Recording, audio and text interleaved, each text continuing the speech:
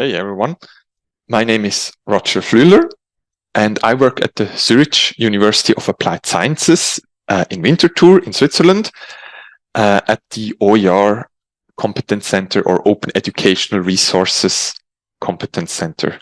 My interests are in the field of open education, open educational practices, and how to make educational content or educational resources accessible to the public in an intelligent manner. During a short research stay in different universities in Osaka and Kyoto, I could deepen my understanding of open education and also through this research stay in Japan. Also arose the opportunity to hold one of those great OJC events. So many thanks about the invitation. I am excited to be here today and to talk about one paper in particular, which I think is very interesting. Just as a very, very short introduction, because sometimes the word OER, Open Educational Resources, needs just a little bit of explanation. You might already know it, but I will keep myself or minimize my speech to a minimum, but just so you've heard what the next 20 minutes or so going to be all about. At the OER Competence Center, we support the implementations of 3 strategies regarding open education, a lifelong learning strategy, and the education and digitization strategy, and an OER policy. And with our work, we basically try to make the educational content which our teachers produce at our university open, so that many people over the borders of the university have access to our knowledge, and that we can create among our teachers and beyond a culture of sharing and exchanging their educational materials. So now I talked a lot about open educational resources, OER, but what does it actually mean? So I'd like to start off with a very short definition, which is commonly used from the UNESCO. And open educational resources, for short OER, are learning, teaching, and research materials in any format and medium that reside in the public domain or are under copyright, that have been released under an open license, that permit no-cost access, reuse, repurpose, adaptation, and redistribution by others. You probably have heard from the Creative Commons licenses. They are also very common in connection with open access publications, the CC BY licenses. They basically allow the reuse of work, and they are very important for OER, because without these licenses, this OER idea, this sharing idea would be very, very difficult, because we have the classical copyright, which makes sharing kind of difficult. But if you have something you want to share and put on a Creative Commons licenses and upload it, for example, to somewhere on the internet, then the reuse is permitted without the explicit consent of the original copyright holder according to a chosen license, because the Creative Commons has many different license types. This is important also in connection with the Sustainable Development Goals, and in mind comes the SDG 4 about quality education. So with OER, we really try to, make one of these goals of this Sustainable Development Goals, to put them into practice, to make them real. So today I want to talk with you exactly about one paper which kind of tackles this idea of open educational resources, or where open educational resources is a starting point for a new didactical approach called open educational practices or open pedagogy. And here I chose a paper from David Wiley, Ashley Webb, Sarah Weston, Delina Tonks, with the descriptive name Preliminary Exploration of the relationship between student-created OER, sustainability, and student success. The reason why I selected this paper is because David Wiley, that person on the left, is one of the most distinguished researchers in this field when it comes to open education, open educational resources, and open educational practices. And he has been putting out many interesting papers over the year. And yeah, it's in my opinion one of the first papers written 2017, which brings up the concept of this so-called open educational practices, open pedagogy, which introduces this concept in an understandable manner. This open pedagogy describes the idea how open educational resources can be used in a classroom setting and serves as a concept also for teachers on how to produce open educational resources with students. Yeah, this was one of the first papers I read on this specific topic, and I have been interested in this topic ever since then. So yeah, just in general and how I approach papers like this when I have to read, or if I want to read something like this, then before I start reading a scientific paper, I always ask myself, because today we are talking about reading and editing strategies of papers, so that they are more easily understandable, because in most cases these papers are not that easily understandable and not that easy to read as prose or something. So before I sit down, boot up the computers and start reading the papers, I always ask myself, why am I reading this? What is the purpose that I chose these papers? Am I reading it just to stay informed, to stay up to date in a specific research field which I'm interested in? Or did I stumble upon these papers when I browsed some site or some colleague recommended it to me? So I got curious, then downloaded it, and now I want to quickly just brush through it after I read the abstract because I deemed it somewhat interesting? Or am I writing, for example, an article for a journal? And yeah, that's why I need some more papers, need some more input. If I'm reading it like what I said in the beginning, if I'm reading it just to stay informed, usually I just go through it really fast and sometimes leave out bigger chunks and mostly just skim through it. But if I'm reading it because I want to write the paper, as I mentioned, for a journal or something, or blog article or whatever, usually I want to, especially when I write an article or write something, usually I want to know something. Maybe the title or the abstract caught my attention and I figured that the paper holds something of value for me and for my research. So if I read this paper in a, let's call it a more serious manner, I use some pretty easy to do and pretty low effort techniques to really help me understand a text. And actually, when I found this paper a while ago, I was writing an article about exactly this field, open pedagogy. And in this paper, I tried to lay out that the creation of OER as teachers with students can be a very enriching didactical approach. So when reading this paper, my purpose was to get some hands-on example from the US on how they set such an open pedagogy in motion. So now I want to quickly go through the paper and especially on my techniques which I use to make it more accessible for me and to make it more understandable for me. Because usually when you read this paper, you read it once, you highlight some things, then you put it aside, and maybe 1 or 2 months you take it again out of the drawer. And so that you don't have to start from the beginning again, I use actually 2 cornerstones of techniques which help me understand the paper better. And the first one is with this color code.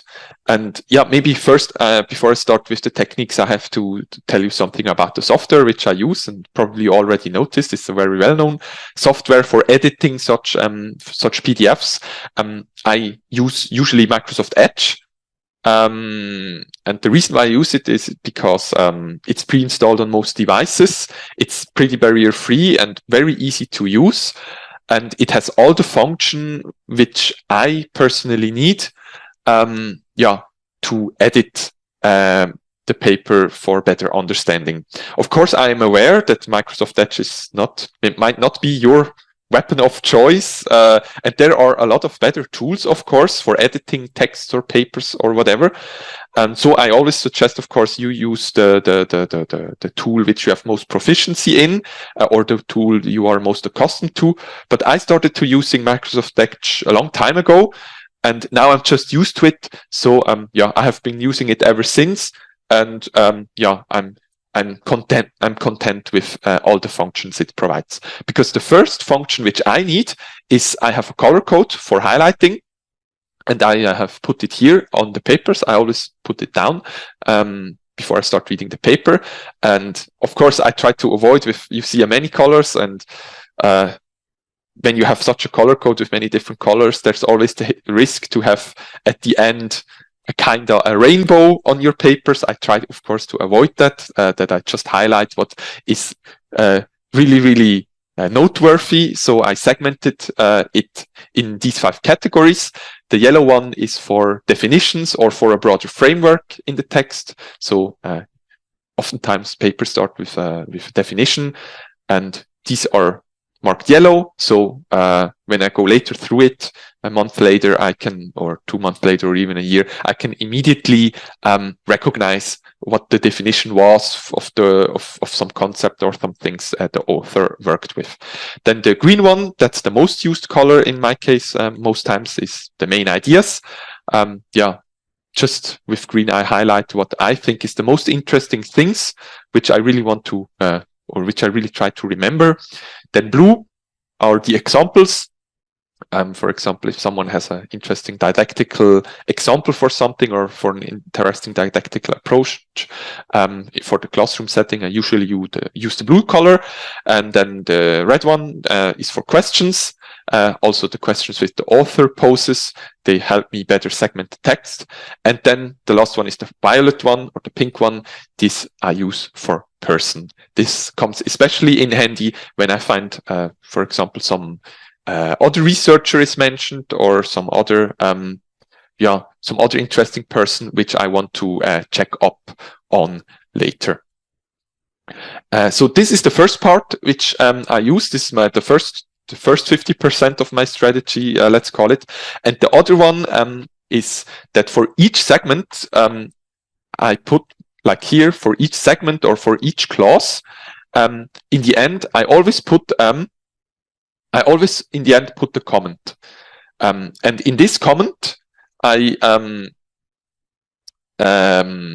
write down basically in as few words as possible a summary of this segment. Because as you see here, each segment, I learned this a long time ago, and actually it was not clear to me for a long time, but then in high school someone told me, and it was like, it changed my world basically, because every of these segments, they have like their own meaning, or they are like a closed unit with a sense. So all of these segments here, they are usually ranging between 100, 150 or 200 words. They have like one core message which they want to convey, or one core concept which they want to tell you about.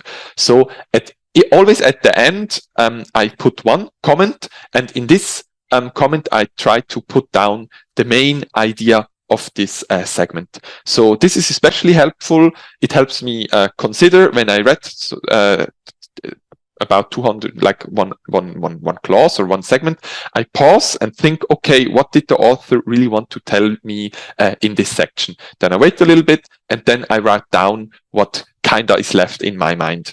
And then I have like with this, when I'm finished, then usually you made, depending on the length of the paper, you have like 20 or 30 comments here, your own notes. And then when you go through in the end of the paper, you have like a short summary, a really brief summary with the core concepts of the paper. This is also especially helpful when you put the paper away and take it out of the drawer half a year later. Then usually it helps me really just going through these comments, and then I kind of get a pretty accurate picture what the paper was all about. So now I'm not gonna go through, of course, all of the paper, but just want to give you an example how I work if I read a paper and how I put this strategy, which I just described, to use. So, of course, first we have the abstract. This usually is the attention grabber. Probably that's the reason why you're reading the paper, because the abstract caught your attention. And then the text really begins here. It's for this example. And here we already have like a definition and context. And here we see he uses the definition a little bit a different one than I use from the Hamlet Foundation. But according to my color code, of course, now I color it in yellow. So later I know all the definitions are in yellow. So later I will know he used this definition and not the one from UNESCO. So yeah, this is like the first segment from here to here, and then I read through it, etc., etc. And then in the end here, for example, I would put something. Now in this segment, I think nothing more is noteworthy except the definition. So here I put the comment. Here's like for my summary. When I think back, what did I read? This was just the definition for me. So I save that, and then this section is done. And then I go to the next, and now I start to read. When faculty initially hear about OER, their first impulse is often to ask questions like, how do they get created? Even if they're, and then I see, here, he kind of provides the framework. The authors kind of provide something which they want to find out. They pose some questions. So according to my color code, that's red. So I color in these questions as red. And they talk here about sustainability, how to make this content sustainable. And then I read, and then I think, wow, this is really interesting. This sustainability topic we also work on, how we can foster a sustainable support of the creation of OER. So I read on, and then already 10 years ago, some people, Downs, Dolokhia, King, Baranyuk, and Wiley, they already researched about it. So according to my color code, that's violet. So I color it in. Because here then I think, they're talking about revenue models. That's very interesting. And then, that's all which I wanted to highlight. So I go here and think about what did I now read. Of course, now I go through really fast because it's really fresh in my mind, but I'm just trying to show you how I do it, and just to show you a quick example, a quick trial. So if you're interested in the exact content of the paper, I suggest you read it then later by yourself. So excuse me if I go through really fast. But in this chapter, I remember he talked about sustainability of the creation of OER and about a revenue model. So this is as short as possible. I just try to summarize the key concept. And then I go on to the next segment, and here is as they maintain a large financial focus. Then I see something which really catches my attention, like they commissioned papers overlook the possible role of students in the creation and maintenance of OER. And when I read the paper, this was a really new concept for me. So, and this is also one of the main ideas of the paper. And as you remember, according to my color code, the main ideas are green. So I highlight this, and so just I can keep this in mind. And then I read on, then I find nothing which is highlight worthy, let's say. And then in the end, I see roles as creators of OER closely resembles the history of Nupedia and Wikipedia project. For me, that's an example according to my color code. That's light blue. And I just want to keep that in mind, as an example with these Wikipedia projects. And here again, I put the comment and try to summarize what happened. And for me, clearly, like the main point about this segment, about this class, was that students as OER creators. I put the question mark because it's kind of the question going forward, which I want to keep in mind when it's like the concept in this chapter or in this segment, which really intrigued me. Then, yeah, he talks, this would all be blue because here he talks about an example, how this OER can put into, how it can put into practice with Wikipedia. And then, yeah, here, I just put as a comment, Wikipedia, for example, as example. OER project. So then I put this down, and then we read on, and then Shirky argues that it's cognitive surplus, and so on and so on. Then we read here, while students may not have large quantity of free time at their disposal to volunteer to participate in projects that make the world a better place, they do spend an incredible amount of doing homework. So this, I think, is a very interesting point. And of course, we all know that students use a lot of time for homework, but because it kind of caught my interest, so I highlight this and put the comment. This is like, for me, that the main selling point, or the key point about this abstract is like student homework. So, and then we go on, and then we read something, because we pause here to provide the reader with a sense of how much time students spend doing homework.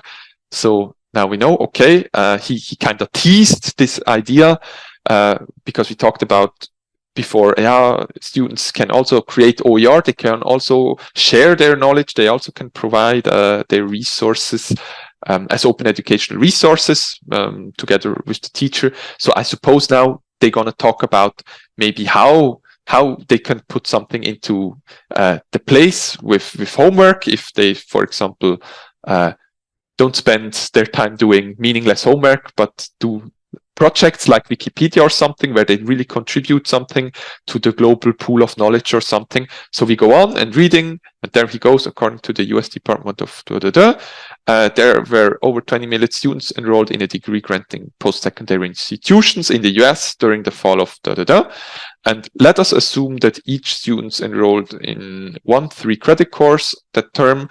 For each of these 3 hours those students spend in class each week, they can expect to do 2 hours of homework outside of class, for a total of 6 hours homework per week over a typical 15-week course.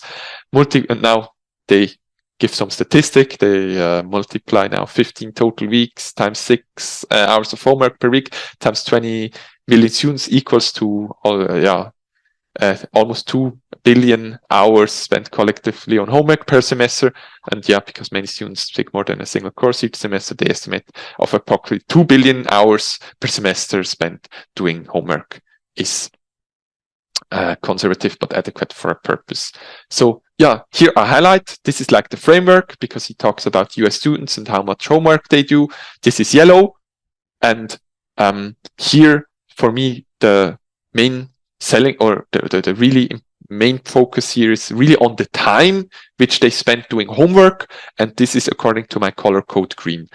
So here, we have like the broader framework, not the definition, but like some background information, which is important for us. So 20 million students in a degree granting post-secondary institution in the US in 2014, they did over 2 billion hours per semester on homework. Then I put again a comment, and here for me it's like hours of homework in US. This is like this is like the short summary for me, and which helps me remember it, and so on.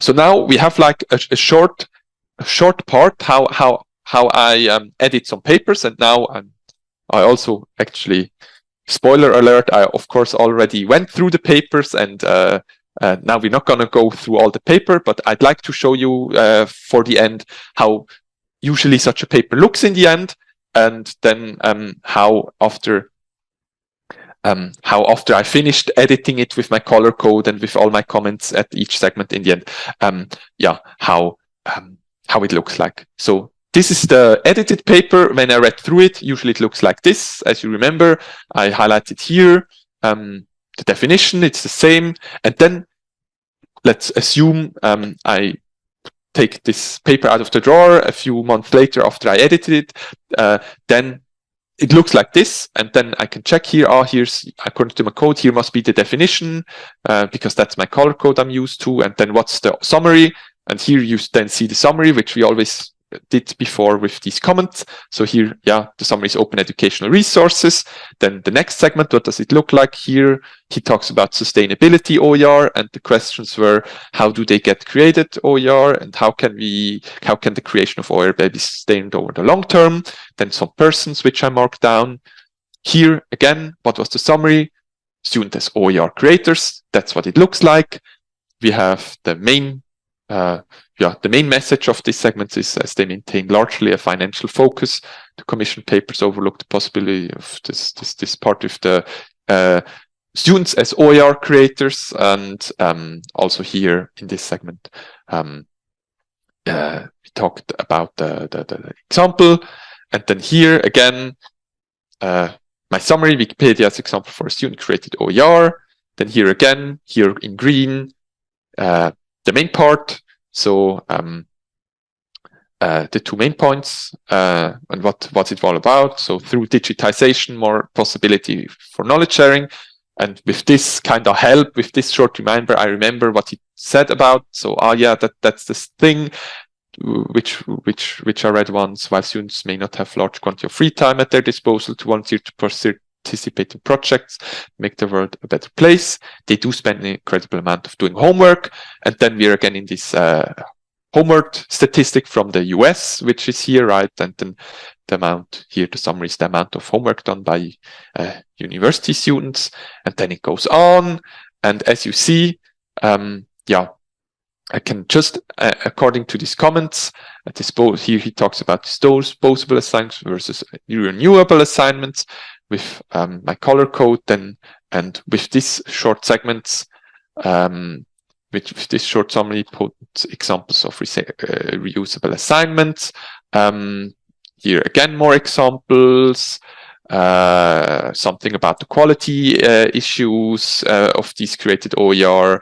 Then OER as money savers. If I go through here, this is what I wrote down, or created by students, useful or not, and so on and so on. So in the end, you see, I have a pretty, if I go through all these comments, which just help me, because the comments might look different for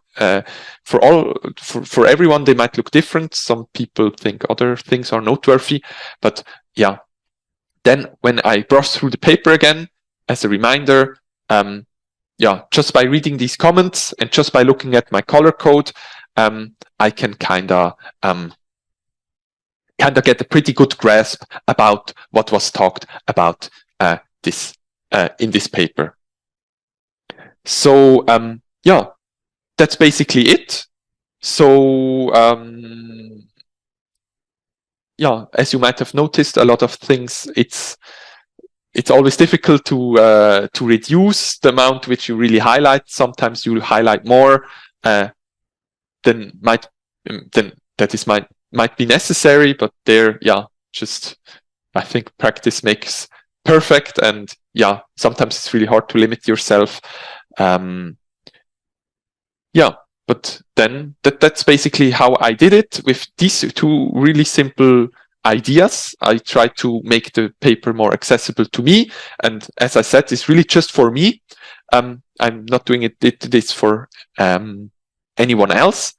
And yeah, with this strategy over the years, this developed for me, yeah, a pretty potent strategy, just to keep, yeah, first of all, it helps me to really conceptualize once I read each segment, to think down and think, okay, what is the core concept? What's the main message of this clause of this segment? And then to write it down.